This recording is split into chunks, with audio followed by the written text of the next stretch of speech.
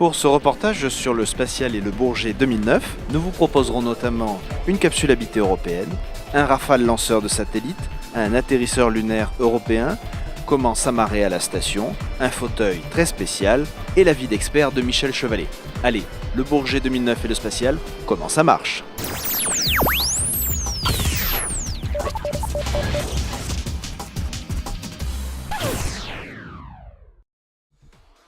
Même si l'aéronautique domine le salon du Bourget, l'espace est présent, avec par exemple les pavillons des agences spatiales nationales. Ici le CNES pour la France, qui montre une superbe maquette de rover martien. Juste à côté, l'ESA, l'agence spatiale européenne. Bien évidemment, industriels et sociétés de lancement sont aussi d'apartie. Mais avant d'aller plus loin, recueillons l'avis d'un habitué du Bourget, Michel Chevalet. Si vous voulez, le spatial, ça a toujours été un peu le parent pauvre du Bourget. La priorité, c'est d'abord les avions, l'aéronautique. Et puis pour le grand public, c'est pas un salon professionnel, c'est d'abord un show aérien. On vient pour voir, pour toucher, pour voir les avions. Alors le spatial, comme le dit si bien le CNES, il faut faire un spectacle. Pour le grand public, l'espace doit être un spectacle. Alors par exemple, cette année, on n'avait rien de spécial à montrer, parce que vous savez qu'on a, je voudrais dire, le cul entre deux chaises pour les programmes spatiaux. On a un programme spatial qui se déroule bien, mais qui est mourant. C'est la fin des navettes dans 1 an. On voit arriver sur le marché de nouveaux lanceurs, mais on en a que des maquettes, ils ne sont pas là.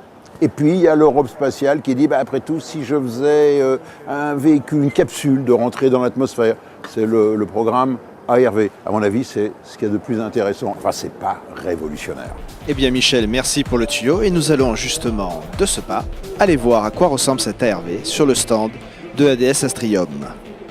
Alors, nous sommes ici devant le simulateur de l'ARV, l'Advanced Return Vehicle. Il s'agit d'un véhicule qui est l'étape suivante après l'ATV, qui a volé avec succès l'année dernière, le Jules Verne, en 2008. Et donc, après avoir cette capacité européenne d'amener du matériel à la Station spatiale internationale, le but de l'ARV est de donner à l'Europe la capacité de ramener des expériences scientifiques et du matériel de la station. Donc, dans ce scénario, une capsule vient remplacer le conteneur de charge utile de l'ATV et cette capsule, à l'issue de la mission, se sépare de l'ATV et rentre dans l'atmosphère et effectue un amérissage au large des côtes européennes. Ensuite, une étape ultime après cette étape, l'acquisition par l'Europe de la capacité de ramener du fret de la Station spatiale internationale serait la capacité de transporter des astronautes vers la station, donc à la fois montée et retour. Et ce simulateur est une illustration de cette capacité européenne. C'est un outil que nous utilisons pour dialoguer avec les futurs opérateurs et définir quelles commandes et contrôles et quelles visualisations il faut leur offrir afin de mener leur mission avec succès. EADS Astrium est également l'industriel principal d'Ariane 5. Cependant, d'autres sociétés interviennent sur le lanceur européen, comme par exemple Dassault Aviation, plus connu pour son chasseur Rafale. Simplement pour vous dire que Dassault, c'est aussi des activités spatiales, particulièrement la pyrotechnie, où on a développé pour le lanceur Ariane 5 et Ariane 4 précédemment, un certain nombre d'équipements qui réalisent toutes les fonctions qui demandent de l'énergie sur le lanceur, c'est-à-dire allumer les moteurs, séparer les étages et la coiffe, dépressuriser un certain nombre de réservoirs. Donc on a à peu près sur un vol 300 équipements pyrotechniques à chaque fois de fabrication Dassault. Et un Rafale lanceur de satellites, toujours chez Dassault, ça vous intéresse ? On écoute les explications. Alors c'est un Rafale tout à fait classique, qui n'a que des modifications au niveau des emports. Et en fait, on étudie 2 versions pour le CNES. Une version monocore, que vous voyez sur cette maquette, et qui peut mettre 50 kg en orbite basse. Mais on imagine monter jusqu'à 80 kg pour certaines versions. Vous avez aussi la version tricorps. Cet ensemble peut mettre de 150 kg à 250 kg en orbite basse. Et on peut imaginer, à partir du moment où le satellite est prêt, d'embarquer le satellite sur le MLA. Et ensuite, l'avion décolle de manière classique sur un aérodrome. on n'est pas contraint par la base de lancement, ça peut être n'importe quel aérodrome. Et l'avion, à 10 km d'altitude, largue le micro-lanceur aéroporté. Celui-ci prend son autonomie et puis va placer sa charge en orbite basse. Je vous propose de passer de l'orbite basse à la Lune avec Mona Lisa. Non, ce n'est pas la célèbre peinture de Léonard de Vinci, mais une étude pour mettre au point et fabriquer un atterrisseur lunaire européen, ce qui serait une première. So we are here in front of a mock-up of our Mona Lisa lander. It's a subscaled model. The scaling factor is 1 to 2. That means in reality that vehicle would be twice as large as it is shown here. That means it's about 3 meters high and in diameter it's about 4 meters.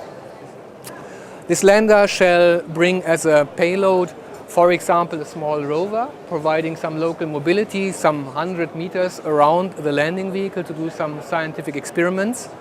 But you can use it also to bring down some other equipment, for example, to do an early investigation on the lunar environment and the effect of the lunar environment on biological organisms.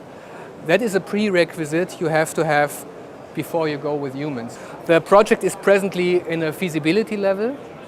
We are studying it to investigate all subsystems, the mission, the system, the masses and the performances. And we hope especially that in the end of this year there will be a decision to go into a pre-development phase, to start the pre-development of that lander vehicle. Vous voulez aller sur la Lune? Il faudra d'abord passer vos galons d'astronaute. Alors rendons-nous chez Energia, la société russe, pour savoir comment on pilote un vaisseau Soyouz pour s'amarrer à la station. Now I am approaching to Pirs docking port. Distance about 50 meters. This is docking simulator of Russian vehicles. It used for crew training. It's a copy of onboard simulator to keep crew skills in flight. Here you see a computer program and real sticks. This is motion control stick to move up, down, left, right, forward, backward, and this attitude control stick to rotate. For example, rotate in yaw. Et pour compléter votre formation, la Cité de l'Espace vous propose un siège d'un genre très particulier. Le siège rotatif que vous voyez derrière moi sert à sensibiliser le grand public au mal de l'espace en leur donnant une sensation de vertige, une sensation également de rotation qui leur fait croire qu'ils tombent en permanence, un peu comme les astronautes dans la station spatiale ISS.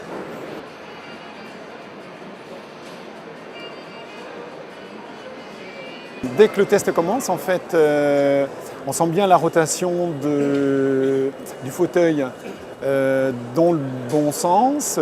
Mais dès lors qu'en fait, on incline la tête vers le bas, on a l'impression d'avoir changé de dimension. C'est vrai que c'est extraordinaire.